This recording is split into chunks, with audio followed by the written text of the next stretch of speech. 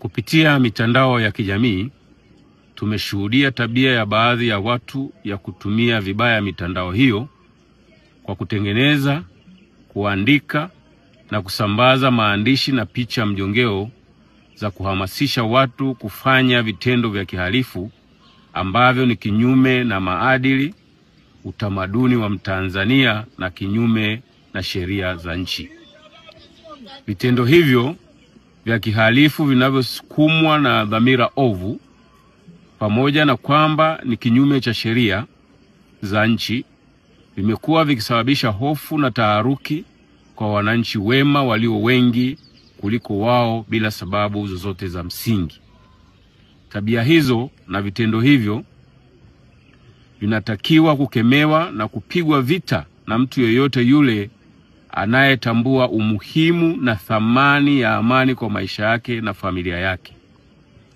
Jeshi la Polisi linaendelea kuhakikishia Watanzania kuwa litaendelea kuwasaka na kuwakamata na kuwafikisha katika mamlaka nyingine za haki jinai kwa hatua za kisheria kama ambavyo limefanya kwa waliokwisha kukamatwa, ambao bado wanaendelea na uhalifu huo na hawajafikiwa na mkono wa sheria. Wasijidanganye, bali watambue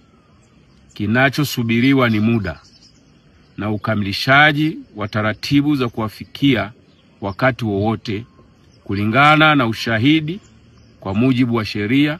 kanuni na taratibu za nchi. Kupitia mitandao ya kijamii, tumeshuhudia tabia ya baadhi ya watu ya kutumia vibaya mitandao hiyo kwa kutengeneza, kuandika na kusambaza maandishi na picha mjongeo za kuhamasisha watu kufanya vitendo vya kihalifu ambavyo ni kinyume na maadili, utamaduni wa Mtanzania na kinyume na sheria za nchi. Vitendo hivyo vya kihalifu vinavyosukumwa na dhamira ovu, pamoja na kwamba ni kinyume cha sheria za nchi, vimekuwa vikisababisha hofu na taharuki kwa wananchi wema walio wengi kuliko wao bila sababu zozote za msingi. Tabia hizo na vitendo hivyo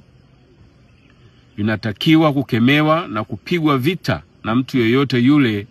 anayetambua umuhimu na thamani ya amani kwa maisha yake na familia yake.